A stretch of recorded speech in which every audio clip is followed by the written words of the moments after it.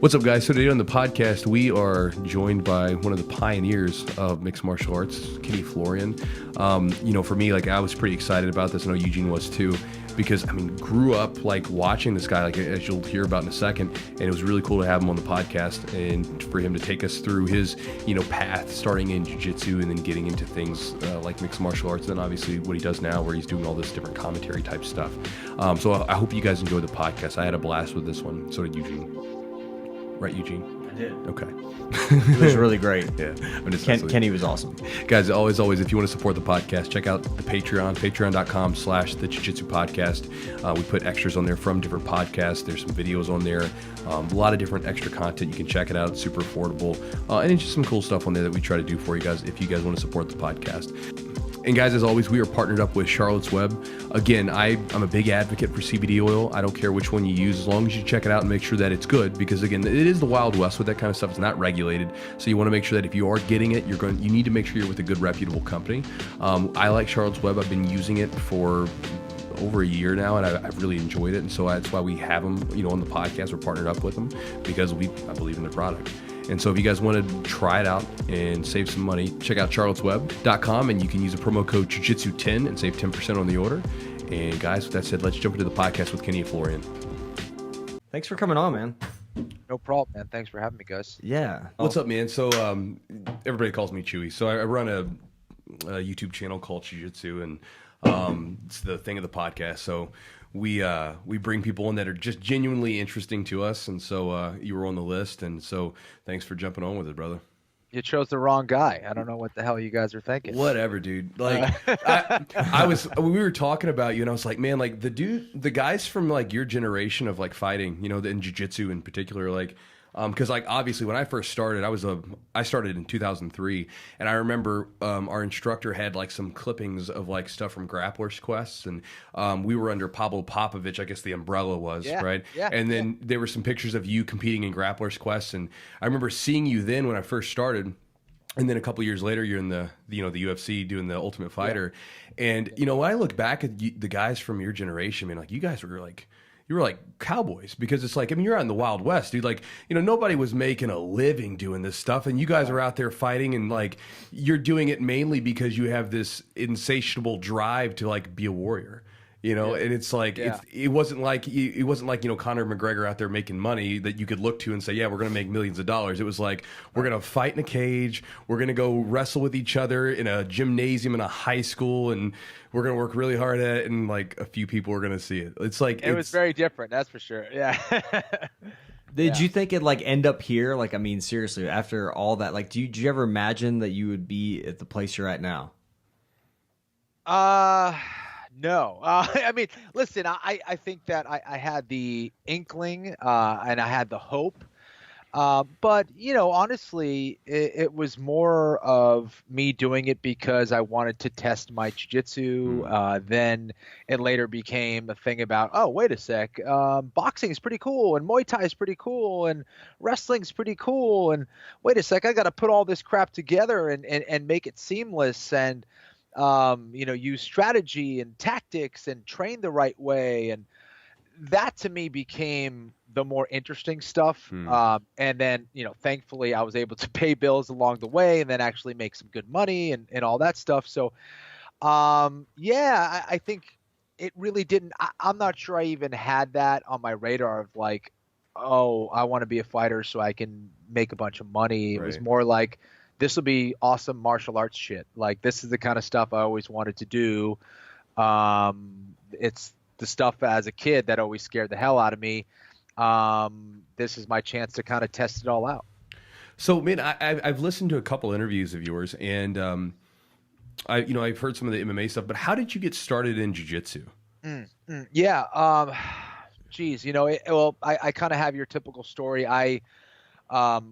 My brother called me while I was in college. I was at Boston College, and he called me and told me about this thing called the UFC, and how this thing that we've talked about as kids for a long time of what martial arts style is the best actually went down in Denver, Colorado. And I was like, wait, what happened? He's like, it was a pay-per-view. I'm like, wait, it was real?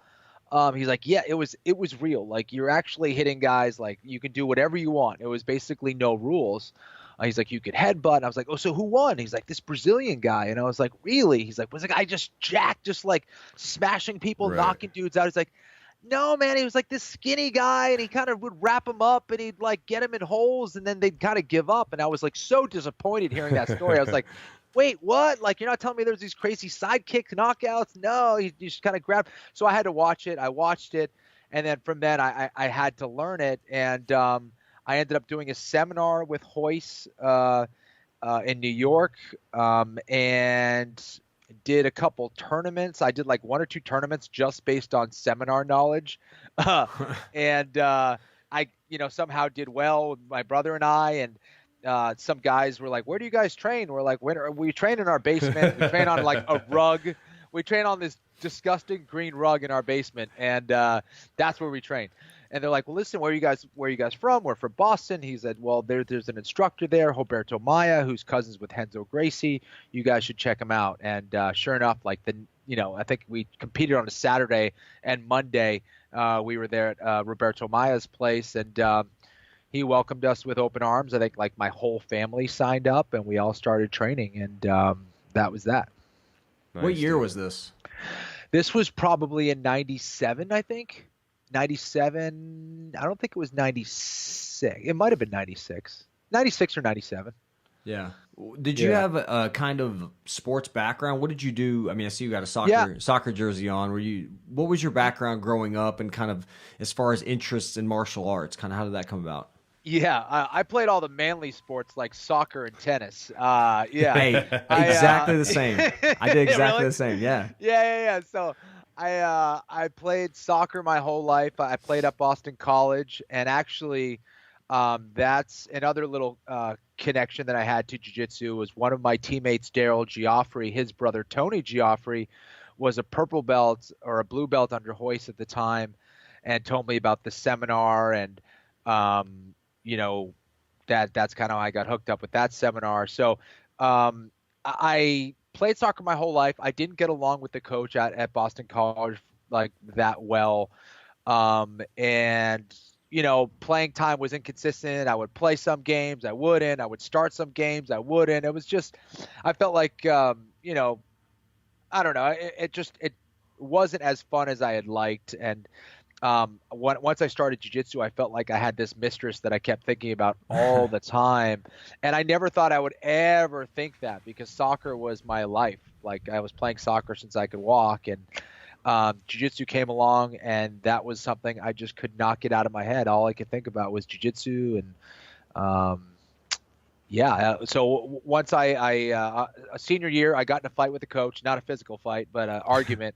And we basically had some words with each other, and I didn't show up, and he called me, and we basically swore at each other. And then I was like, that's it. I'm going to do jiu-jitsu.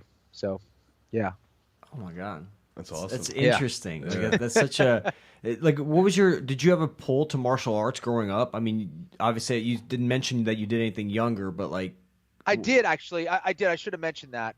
So my dad was a black belt in judo. He did judo throughout his high school years, and through his college years, and through his medical school years in Peru. And he just wanted us all to learn how to defend ourselves. So he wanted us to do martial arts. And when we were kids, we did everything from kung fu, judo, karate, and different things like that. But I was playing soccer year round and playing tennis, and it was just taking up a lot of time. And I was one of 6 kids, so my mom, between all the kids, just wasn't able to drive us to all the things that we wanted to do. So I kind of had to pick, and soccer was kind of the easy choice at the time. But martial arts was always one of those things that I felt like was this amazing religious experience. It seemed like the world just kind of stopped when I was doing martial arts. I felt like I was doing something special. There was some kind of connection to when I put the gi on. I felt like I had this kind of armor on, and it just felt cool. And I grew up a martial arts movie fan, and of course the Bruce Lee movies, but I would watch Kung Fu Theater as a kid with my brothers, and there was a lot of rough housing. I'm one of 6, and I had 4 brothers. So there was a lot of masculine energy in the Florian household. That's awesome. And so like when did like, so you're doing jiu-jitsu, it's like I guess 96, 97. So when does like fighting come into the mix? I think fighting, especially fighting another skilled martial artist, was something that always scared the shit out of me.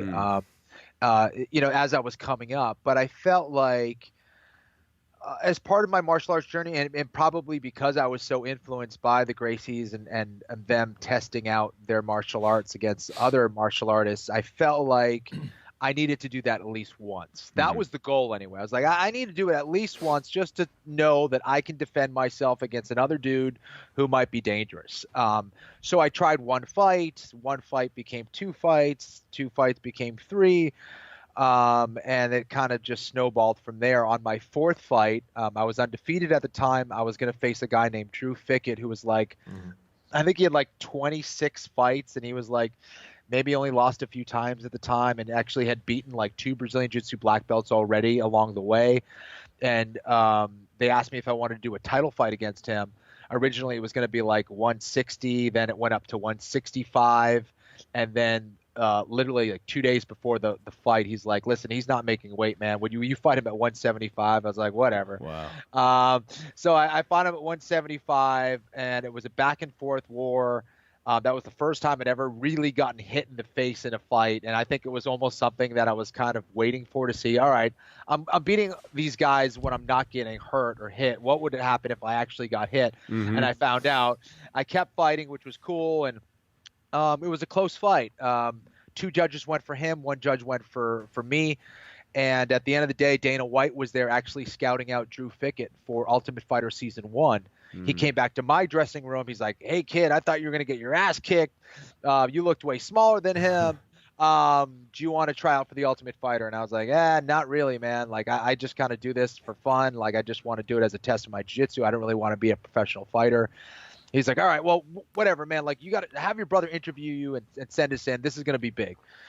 I didn't do the interview. I sent up some seminar DVD that where I'm teaching, and that's all I sent. And then they called me out for this casting call in Vegas. I did this interview process, and they told me my division was going to be at 185 pounds, that I looked like I was way too small. I remember that. And they're like, are you sure you could do this at 185 pounds? I'm like, I've done no weight limit. I've done open weight divisions before in jiu-jitsu. That's the same thing, right? Like, it can't be worse than that. Well, yeah, it was definitely different, but I ended up fighting at 185 pounds on the show, and that's kind of what started that career into the UFC.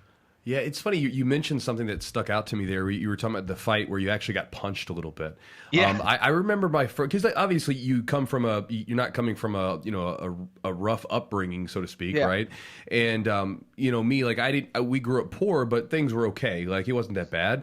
But I remember like being in the same situation. My first few fights went they were like 1 round, like super quick, got around to the back, choked him.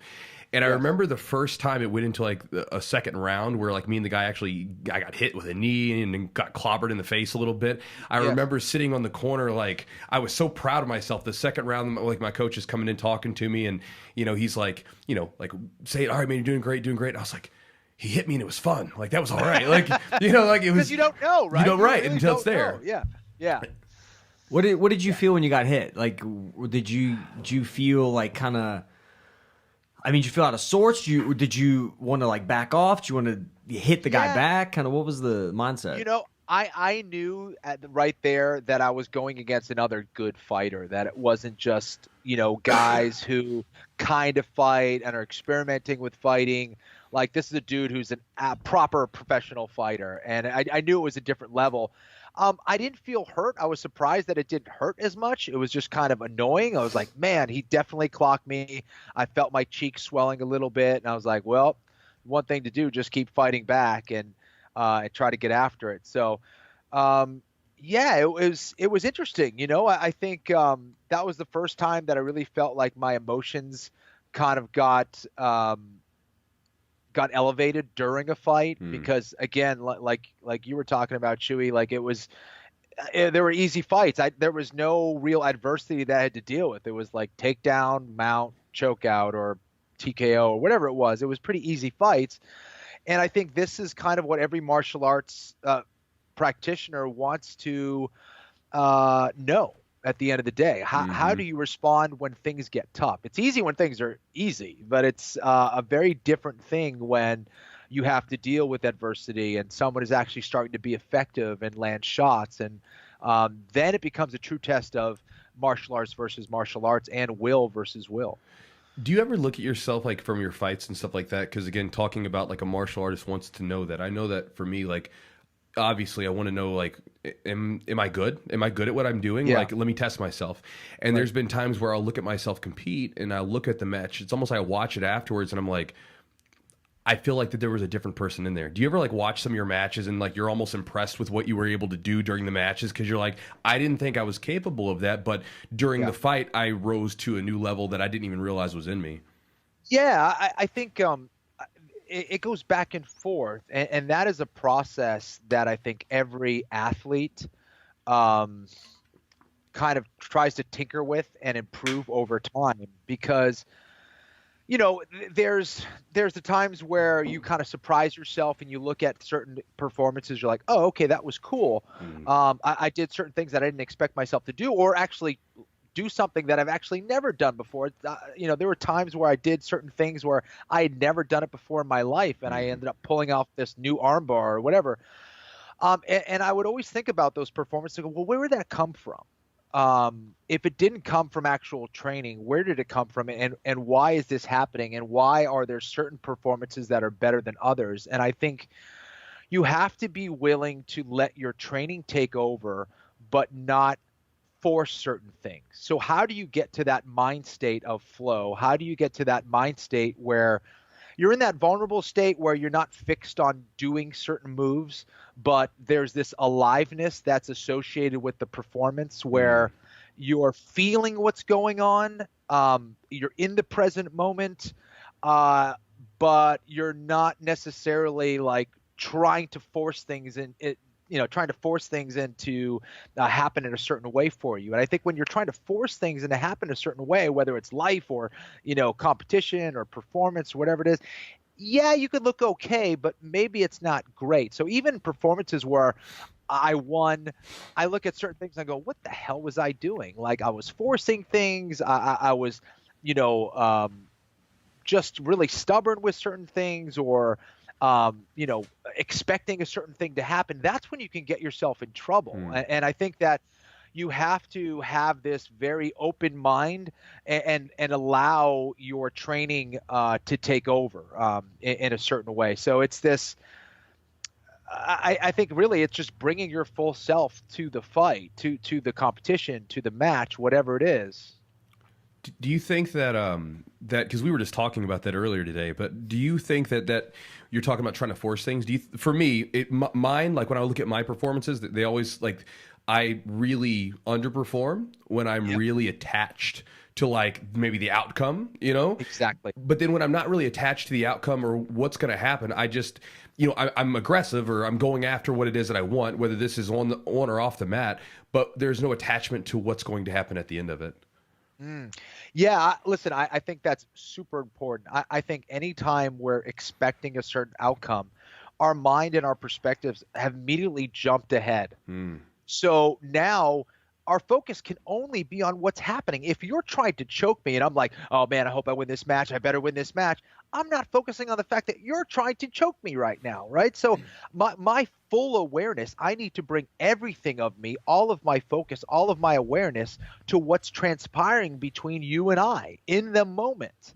I think that is a big problem, looking too far ahead to the result. Like, oh man, I gotta look good for my students. Or I remember when I was on the finale of The Ultimate Fighter, all I was thinking of was that stupid contract. Like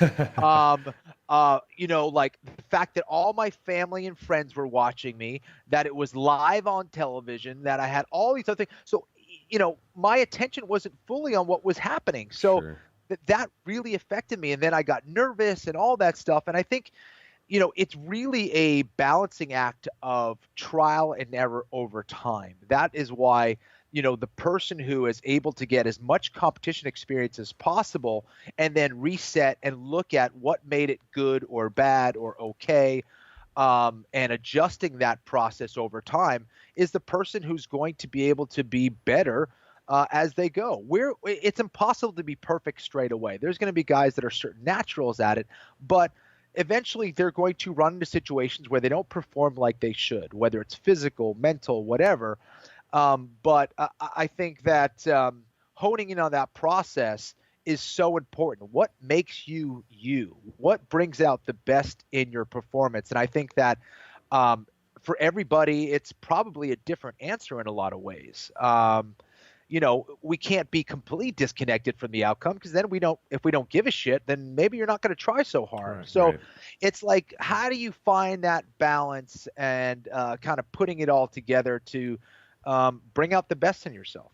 Kenny, you mentioned that Ultimate Fighter performance as being was that one of your probably worst, like maybe being not in the moment? Can you share possibly like one of your best performances, or maybe one of the times where you felt like you were really on top of your game, and kind of how that turned out? Sure. So I would say that performance of the Ultimate Fighter really, it killed me, man, because at that point, like, that's when I was like, okay, I really need to make an effort at truly trying to be a professional mixed martial artist. I cannot go out like that. I did not show what I actually had to offer. I let the moment take me over. I let my nervousness, my emotions defeat me.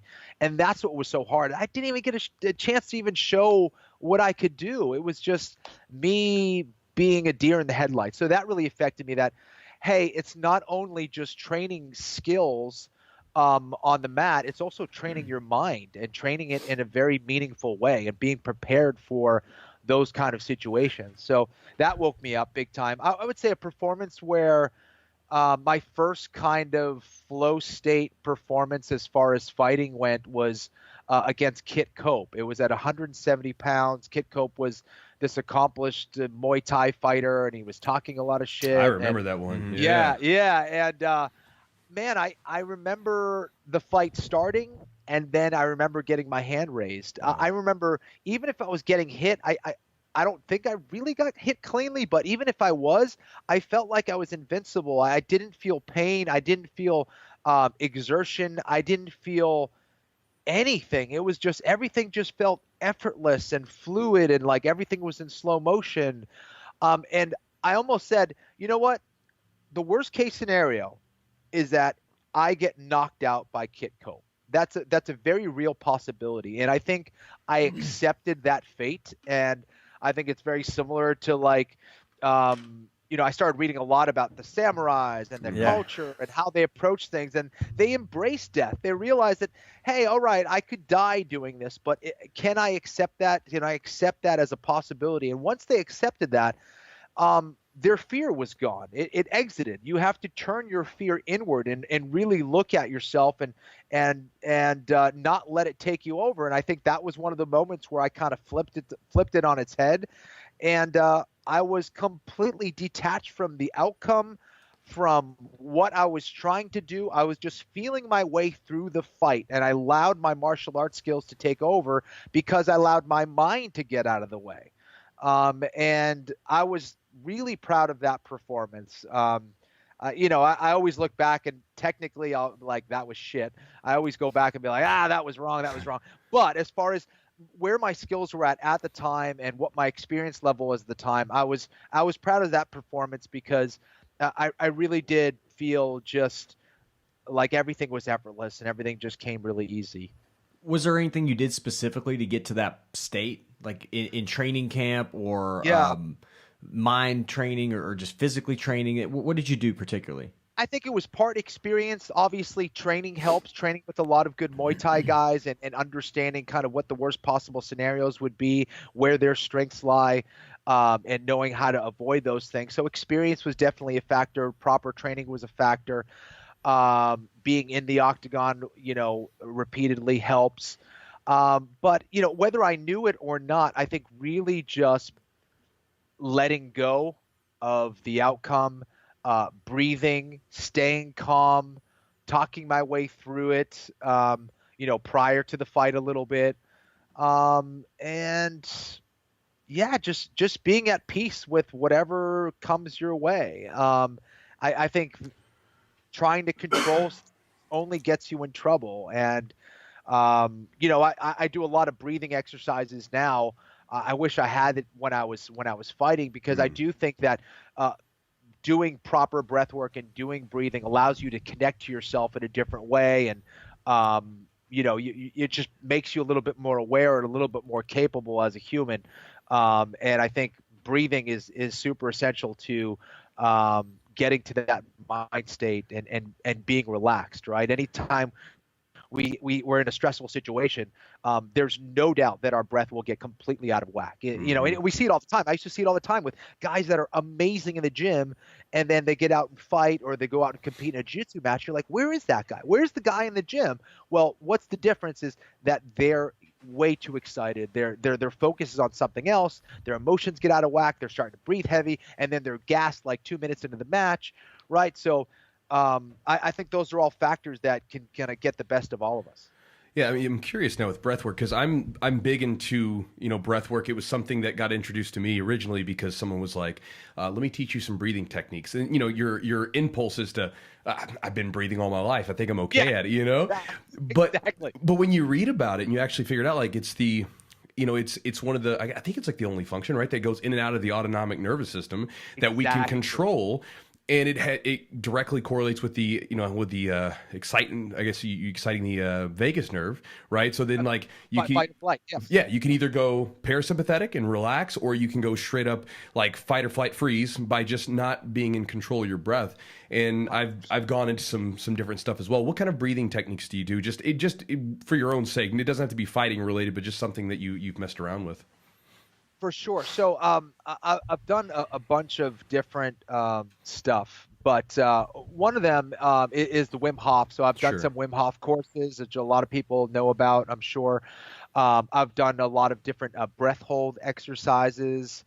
So I do both breath work through my nose, through my mouth, breath hold. So testing how long I can hold my breath for after about 30 repetitions of breath in through my stomach, in through my nose. And then I'll, do certain breath holds and playing with all that different stuff. I've done Kundalini, different exercises that they do. And I kind of have my own kind of process that I feel like gets me into my proper mind state.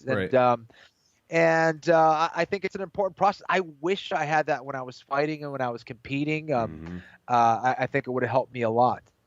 Yeah, I mean, it's usually what, like, before competing, like now, as I've gotten into it, usually it's what I'm doing, like, for a little while beforehand, is doing the breath work first before I ever start getting my warm-ups going, just so it kind of centers the head, as far as getting in the right mindset before you start getting your body ready for the actual physical competition.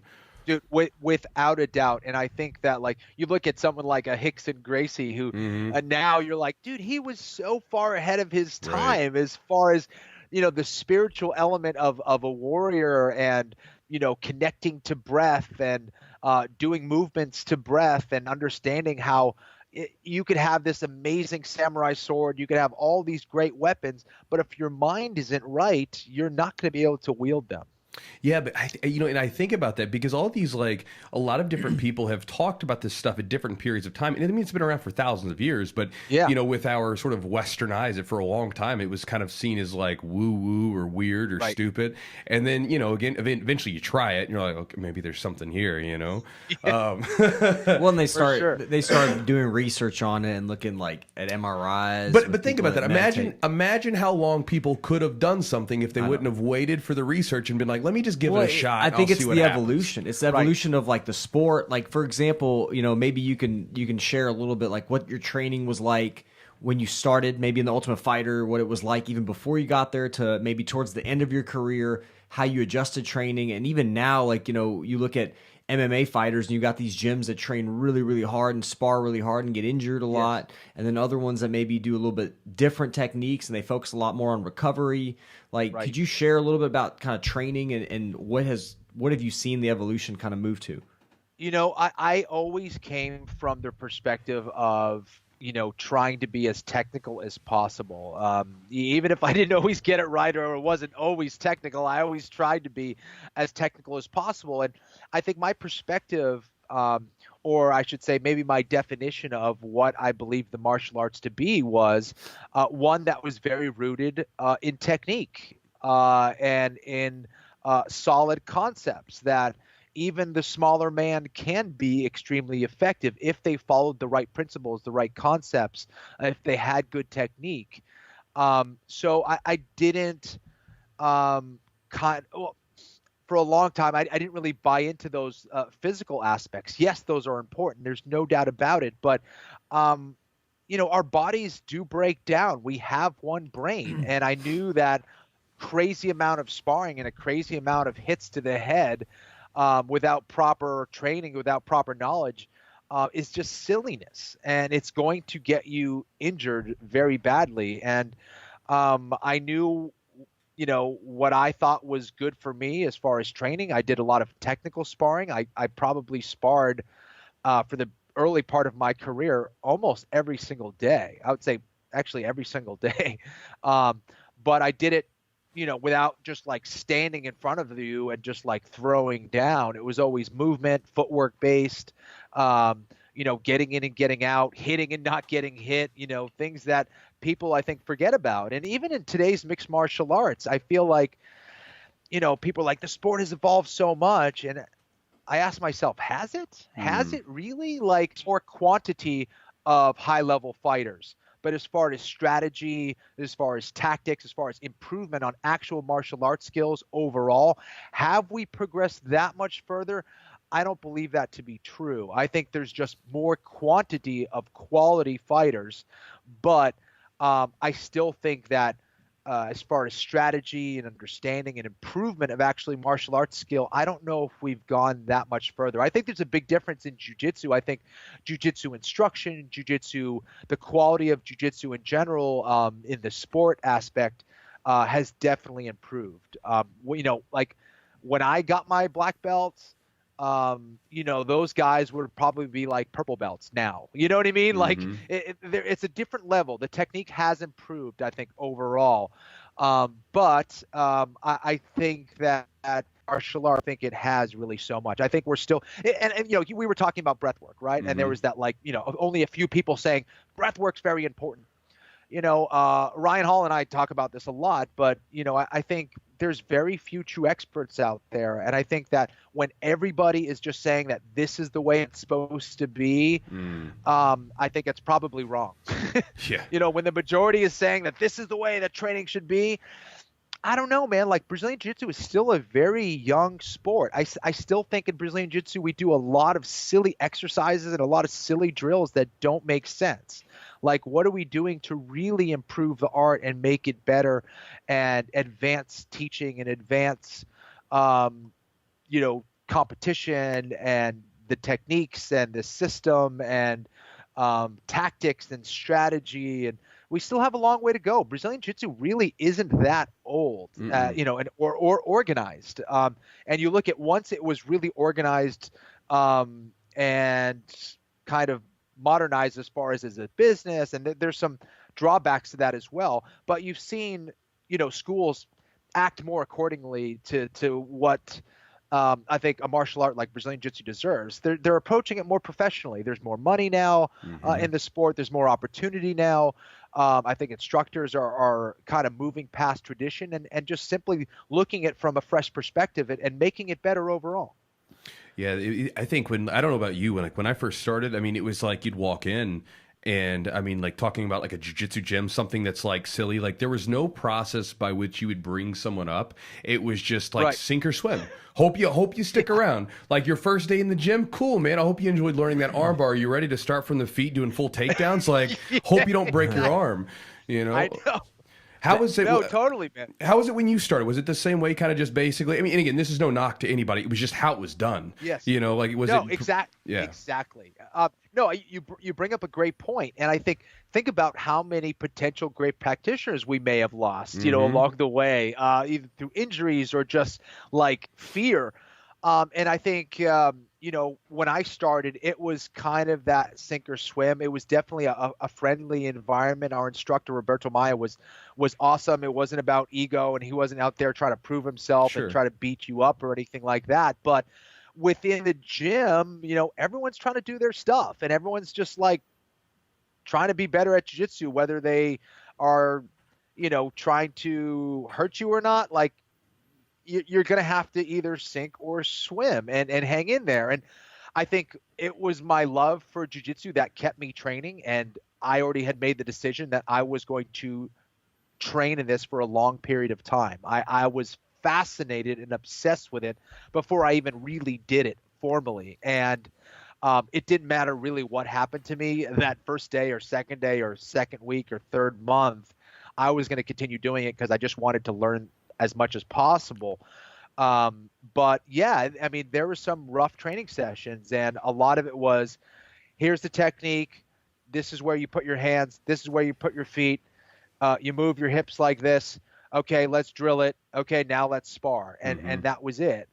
So yeah, I think, and we were all trying to figure it out. And I still think that, we're all still trying to figure out. But martial arts doesn't stop. I don't think we get to a certain point where like, okay, we found, the absolute perfect armbar. I think there's still room for improvement no matter what, because we will find counters and different moves that are going to happen. And I think there's always, it's going to be constantly evolving. I think that's the way combat is. I don't think it ever stops. I think it always morphs, and it's up to us as instructors and practitioners to stay with it and keep up with that evolution. And if we can, damn it, we'll like stay ahead of it. I think that's the key.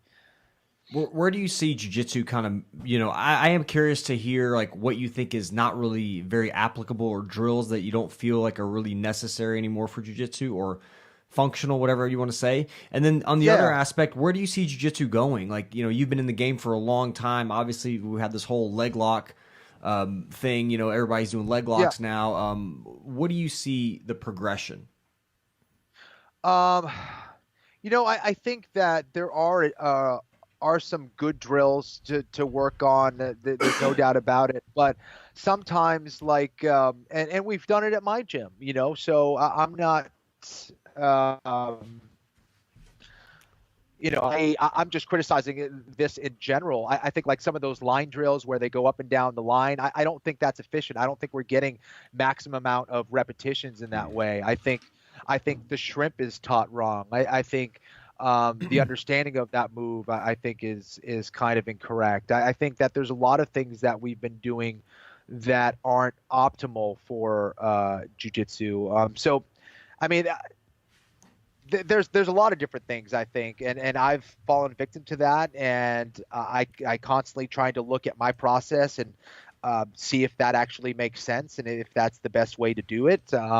Sometimes it's right, sometimes it's wrong. So when I say that, I'm talking to myself as well. Sure. Well, we're just talking about it too, because like you said, it's not right. There's no one way to do any of this stuff. There is no one way. It's true. This is my way, absolutely. And my way might change later.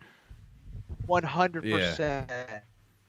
And I think that's really important as well, is that, and certain things maybe you don't understand right now, certain things you don't understand. And it's like later, oh, okay, wait, that does make sense. This is why this is important, blah, blah, blah. But as far as the progression of the sport, I hope that we're getting to a level where we're constantly advancing the art and bringing new things to the table. And that's what challenges everybody and gets everyone to start to plan and counter and come up with new stuff. I think leg locks, I kind of see it, and I'm seeing it already. It's kind of fading away already. I think people are starting to come up with the right counters.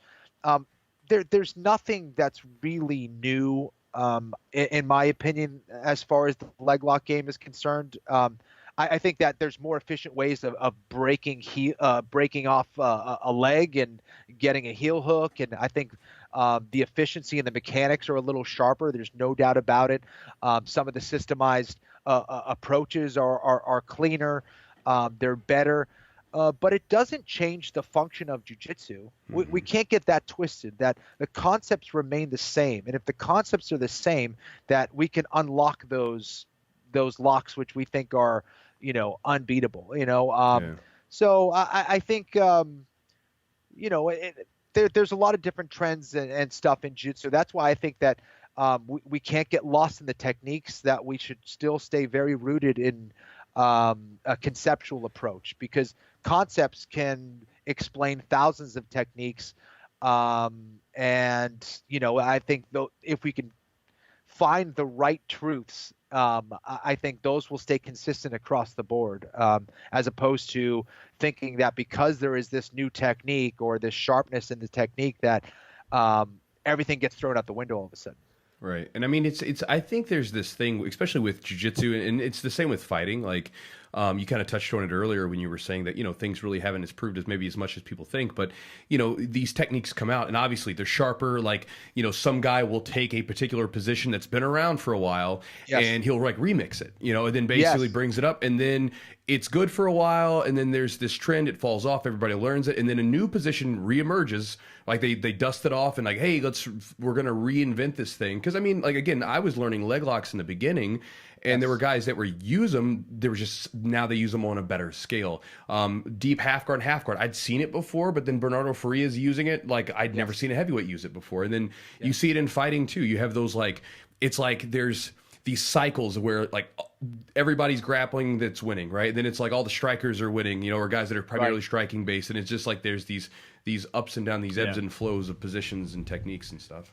Absolutely. Yeah, I think it was wrestlers. I mean, now it's kind of more like they said, how many champions are there? Like, is there how many weight classes or in the UFC? Like 10 there's a ton now. Yeah. And they said the majority are wrestlers, almost every except for two. Yeah. I can't remember who's not. But yeah, I mean, everybody look at, like Usman's a wrestler. Then you look at, John Jones. I mean, I guess he's kind of a wrestler. Yeah. Wrestler base, yeah. Yeah. And then, he's pretty, he's a wrestler. I mean, everybody's got a wrestler. Yeah. And I mean, it's interesting. It's interesting to see that. And I don't know if I see it go, come back. Like, I don't know if I'll see it go back to like a striking thing. I don't know. Do you have any opinion on where you see like MMA going?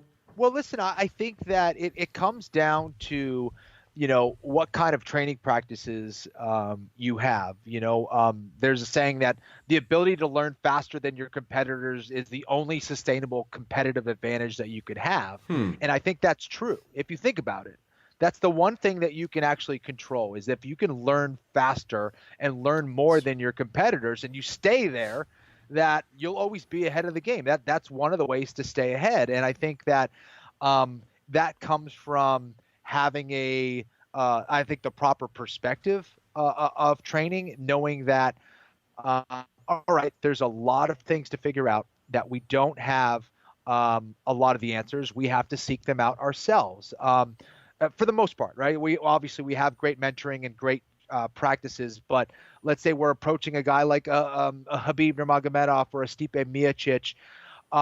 There's no one that's perfect. I don't care what it is, even if they're undefeated or if they've defended their belt 100 times, whatever. There is no perfect fighter.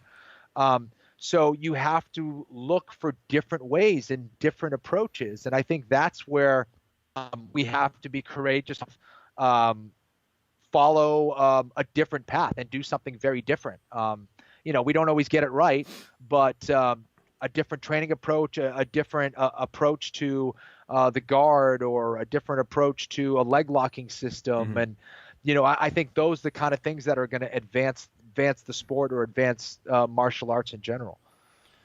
Kind of one of the things I wanted to ask you, because the thing I think that a lot of us, we don't think about this when we get into it, and we're going to talk about injuries now, but when we get into things, especially when we're younger, and and you took this path to being a warrior, I mean, for a long period of time of your life, and I know you've had some pretty gnarly injuries. What kind of injuries have you run into related to jiu-jitsu and fighting and stuff like that have really been rough to deal with? I think the hardest one was my back. That's why I retired. I actually had to drop out of a fight the week of a fight because of my back. I was actually packing my bags literally to go to Vegas the next day, and I was stuck on the floor for 2 hours until someone finally came in the door, and I was like, I can't get up. What happened with it? But I had a herniated and bulging disc. I had annular tears, bulging disc, and I was just messed up. And it was the most painful thing I ever experienced. It felt like someone put a kitchen knife in my back. And when it's bad, that's what it kind of feels like. Now I'm kind of used to it. But it was, I think, a combination of probably improper training practices, overtraining, not being hydrated, not stretching, all of those things. So that was probably the worst injury that I've had. I've broken my nose a bunch of times. I've been cut a bunch of times. Let's see, I've had, of course, the joint damage as far as, getting elbows and knees popped, ankles popped. Let's see. Are you still training these days? I do. So right now I have a torn meniscus that I've been dealing with for probably 2 years, just pretty common. But it's been bad the last few months. I was contemplating surgery. So right now I'm just trying the approach of doing physical therapy to try to improve it and seeing where that goes. I'm 43 years old. I still train every single day. I do feel like my jiu-jitsu is far superior to when I was 28 years old. I do feel like I could still beat up Kenny Florian when he was 28 or 30 or whenever awesome. he was in his prime. I do feel like I continue to get better, which is fun. I'm more efficient. But my body isn't what it used to be either. So, I feel like at least I'm going in the right path of trying not to utilize force or, trying to do things with structure and alignment and trying to let my body do the work as opposed to, whatever muscle I have left. So I'm just trying to stay as injury-free as possible. And sometimes I push too much. So I'm trying to find that balance of not training, to the detriment of my body where I'm just making an injury worse. And sometimes I don't always get that right. I'll just train through an injury and then I'll just get fucked up and won't be able to train for a week or two. Well, I feel like, because, as you get older, I'm 35 now. So it's I'm not old by any means or whatever, but, I'm older. But I feel like, your mind, it still feels like, hey, everything's good. We're better than we've ever been. But then you push the body, especially if you're having a good day and you're like, man, I feel great. And then it's you push like you did when you were 25 or whatever. And then just your body, then when you're done with it, you're like, man, I don't recover nearly as fast as I used to. You pay for it afterwards. No, totally. Rolling out of bed, man, it's a process. I'll turn to my wife and little help over here. Push. Need some help. Yeah. Yeah. The funny thing was I've been a big UFC fan forever. And I saw the first one I saw was UFC 6, and I always tell Chewy that my dad brought the VHS. And Oleg Taktarov, the Russian guy fought. Yeah, I was born in Russia, so the Russian Bear, we were all about that. We loved him. Dude, I loved him after that. He was hilarious. Awesome. Yeah, he was awesome. But I remember you were in Louisville doing a Q&A. It was for a fight night or something. I think maybe Diego Sanchez was fighting. Diego and maybe Martin Kampman or something like that. Okay, yeah. And I remember I was so nervous you were doing it. I went and asked you. I was like, hey man, I'm a physical therapist. Can you tell me about your back injury? And I'm just thinking about this shit now. And I'm like, this is so fucking weird. Oh, that's funny, dude. Really? I asked you. Cool. I was so nervous, you're waiting in line and all these people. I was like, fuck, don't stumble over your words. Just ask it. Instead of asking for the normal autograph, hey man, I'm a physical therapist. There was a line. There was a line, okay. Right? And everybody's asking him random shit. Sure, and I'm like, I wanted him to know why I'm asking him about his back, because, I'm a physical therapist. I'm I'm really interested. This is kind of my whole thing is injury prevention and figuring shit out and how fighters deal with injuries and all that. So I was just remembering as you guys were just actually talking about. I was like, this is so weird. But funny, I think we're talking about evolution of jiu-jitsu and martial arts. I think that for me, from a physical therapy mindset, I think recovery is a huge thing. It's become such a larger part of the training regimen. People spend so much more time in recovering from injury, or preventative recovery, I guess, just to prevent injuries.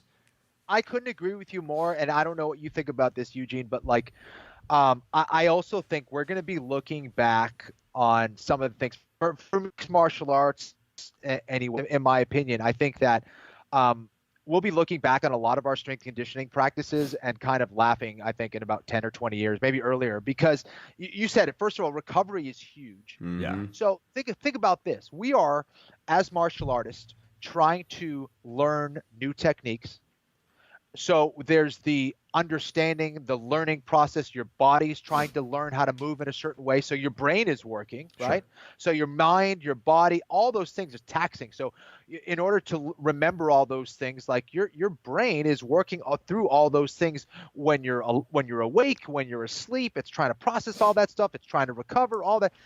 And then you add in, let's say, the jiu-jitsu training, the boxing training, the Muay Thai training, the wrestling training, the putting it all together training, the strength and conditioning training. You're telling me that your body is going to be able to process and from all of those things properly? There's no way. There's no way. I think that we're taxing our bodies and our nervous systems way too much. And there's very little recovery process that goes on. And obviously, that's a reason why freaking, PEDs and steroids are so advantageous, is that you can recover a lot quicker from that. That's the big advantage, is like feeling a little bit better, recovering your muscles and your body not being as broken down, and your joints and all that stuff. So, yeah, I think that's a really tough thing. And I think people don't recover as well as they should. I mean, I was horrible at just overtraining, not sleeping well, not recovering well, just pushing through. Right. Yeah. Yeah, I think, you brought up steroids, I think. So we had Anderson Silva when he broke his leg. In my opinion, he got caught for steroids soon after that. I was like, the guy was 40-something years old, right? At the time. And in my mind, I'm like, you should give people, if they have a traumatic injury and you want them to come back to fight, you should give them a window of time to actually use steroids. I know it might be controversial, but if they're not in competition, for recovery purposes, if you're 42, 43, that's really hard, because all the atrophy and I mean, you don't have the same. Yeah, you don't have. You're never going to recover the same. And so, I don't know. That's kind of a controversial thing, and there's a lot more. I think you got to figure out when is a good stopping time, or how much time you should give between a fight or something. But if somebody's got a traumatic injury, I think you should make some kind of exception for that. I don't know. It's a weird thing, but I've always thought that. Maybe I thought that's why Anderson maybe used them or something. I don't know. Yeah. Or he didn't. I don't know. That's the speculation. So. I'm saying a lot, huh? I don't know. No, Kenny, don't say anything. No, don't incriminate yourself. One of the things I tell my students is if you're not training, for instance, seasons, right? If it's getting ready for a competition season, you got a couple competitions, train hard.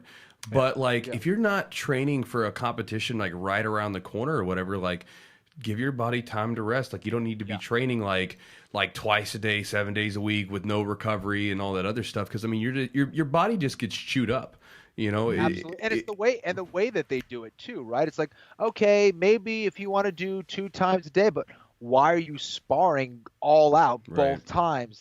Just get some drilling time in, get some positional sparring, just light, flow roll, go through the process, learn some new stuff, then kind of go to your hard training for the season or whatever. But I think you're absolutely right. If talk about ebbs and flows, do that with your body. Give your body the chance to kind of recover. You don't have to go balls to the wall every single day.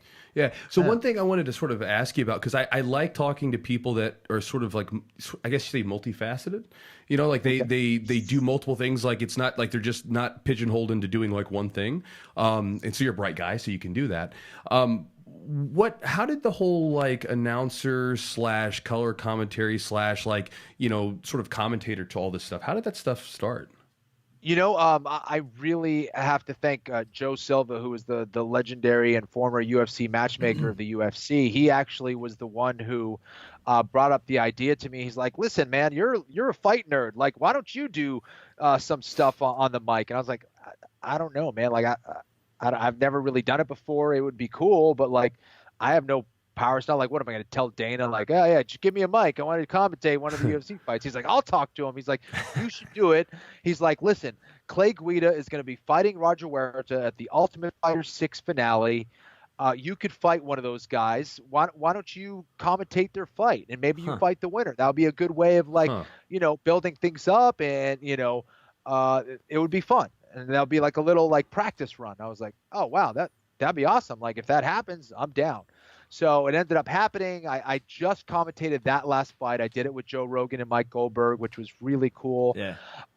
And had a blast doing it. And then Joe Rogan, for whatever reason, wasn't able to go to UFC 83 in Montreal. That was when George St. Pierre had the rematch against Matt Serra. And so after he got knocked out, so that was his comeback match against Matt to get the belt back. Yeah. And Rogan couldn't do it. They asked me if I wanted to do the whole show. I was nervous as hell. That's how I felt like before the Ultimate Fighter finale. I was like, oh man, this is crazy. Yeah. I remember I had my headphones on. I could not hear anything. It was so loud when GSP walked out. It was just freaking bananas. And I had a blast doing that. And that was kind of my introduction into the sport. And it was a fun time, and just tried to learn and get better at that. And that was my introduction into it, man. And then at some point, I think in 2006 or 2007, ESPN reached out to me and said they wanted to start a show called MMA Live, and they asked me if I would be interested in being one of the analysts for that show. And that's where I met John Anik, and we did MMA Live on ESPN for a few years, and then Fox brought me over to work for them. And that was that.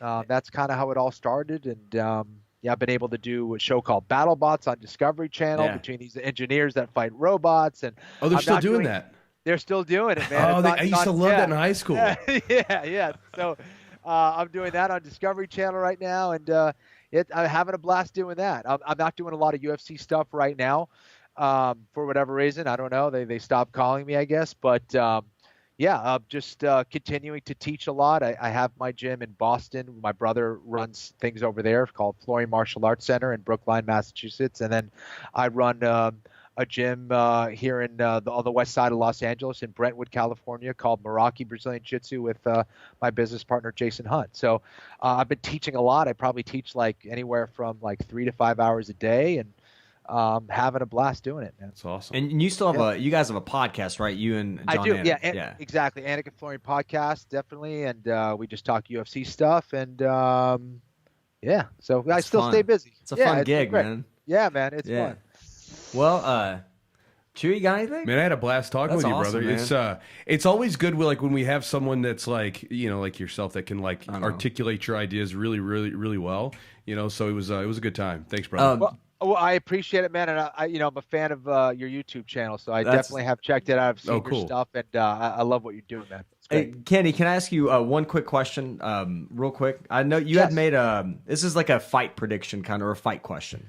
Oh, okay. I know exactly where you're going already. You know about that. Buckle up right now. Do we know? Do we know? I just saw. I didn't even. Ryan Hall and Habib Nurmagomedov. Yeah, tell me. Okay. So the reason why, like, we talked about like maybe specialists, the advantage of specialists, and us being jiu-jitsu guys, I was like, holy shit! Number one, never thought about that, and that's a really great matchup. So, like, can you explain kind of your thoughts and reasoning on that matchup and why you think Ryan Hall? You tell us what you think will happen. Yeah, it's funny. One of my brown belt students came on the mat. He's Biles gets on the mat. He stops. He looks at me. He's like, Ryan Hall and Habib, huh? I like it. I like that. I want to see it. But anyways, I think it took a lot of people by surprise, and I think a lot of people were. It's kind of one of those things that I think were, especially a lot of people in the wrestling community or just kind of like beginner mixed martial arts fans are like, "Are you fucking crazy? No way!" But I think for those and again, I'm biased. I have never trained with Habib. I know people who have trained with Habib. He's an absolute monster. The difference, though, I think with Ryan Hall is you mentioned it. He is absolutely a specialist when it comes to the ground game. He is a brilliant tactician. For people who think like he only trains the jiu-jitsu guys, like, you're crazy. He trains with, D1 wrestlers all the time, guys on the Olympic team. He has a trick up his sleeve for, I mean, a lot of different scenarios that people don't even think about. And I would love to see that matchup. I think Khabib does his best work on the ground, right? I mean, that's where he beats the living hell out of you, is on the ground. And I think that's where Ryan Hall lives. So, you know, and Ryan's 145 pounds. I totally get that. He fought BJ at 155, but he didn't even cut weight for that fight. I think he was actually like 152 pounds when he weighed in or something like that. But anyways, yeah, so I think when you get someone who is as technical as Ryan and who knows the ground as well as Ryan Hall, I think that's what would make that fight so fascinating to me. And that was kind of my out-of-the-box pick. But I do think he's the only guy who could deal with that kind of ground pressure and that kind of ground and pound. I truly believe that. I think he's extremely slick. He's extremely hard to hit. He is so good at attacking limbs and keeping you off balance. And I think people have still only seen maybe, I don't know, 5%, 10% of what he can do on the ground. So I think that was my kind of out-of-the-box choice for someone who could potentially beat Khabib. And I have a tremendous amount of respect for Khabib. It's probably a fight that will never happen. But you know, to do what Khabib has done at 24, 25-0 in the UFC is tremendous. But he's taking the route, really, of a jiu-jitsu guy in a lot of ways, you know, right? It's take him down, get close. He's a guy that hasn't really experienced a lot of damage throughout his career because he does have that smart style, that low-risk style, and it's high reward as well. He just beats the hell out of people and gets on top. Yeah, I thought like we didn't really, and I'm not a martial arts guy. You know, I've never trained MMA or fought MMA. But like Ryan Hall, like every time I watch him fight, his distance. Actually, I was impressed with the stand up because it's kind of like he throws people off. I think he switches stances a little bit too. I mean, he's really like, I was really impressed, you know, how he kind of throws people off with his distance. I mean, there was one fight that people didn't think was terribly exciting. I think it was pretty much all on the feet, and he won a decision. Yeah, against Bray Maynard. And I mean, come on, like. Yeah, I think that, again, people have only seen the beginning of what he can do on the feet, and I think the next fight is going to be very interesting for people to see. Ryan is a guy that doesn't take a whole lot of damage. He's a brilliant guy who is a true martial artist, who isn't only a jiu-jitsu guy right now. I think you said it well. He is expanding all different aspects of his game. I think we all know him from the jiu-jitsu community as a jiu-jitsu practitioner, of course, and that will always be his strength. But he is adding new skills every single day, and I think every single time you see him, because he is a true martial artist, he will be better and sharper. Well, that analytical kind of talking about really breaking things down, and I mean, just, you know, you listen to interviews with him, and he's so like, he's just really technical, detail kind of oriented. It's just kind of interesting. I think he probably takes that approach to every aspect of martial arts or mixed martial arts, you know, the stand-up game and boxing and whatever else. So he is a guy that reached out to me, I think, back in like 2014 and you know, started asking me questions via email about mixed martial arts and how to start training for it and all that stuff.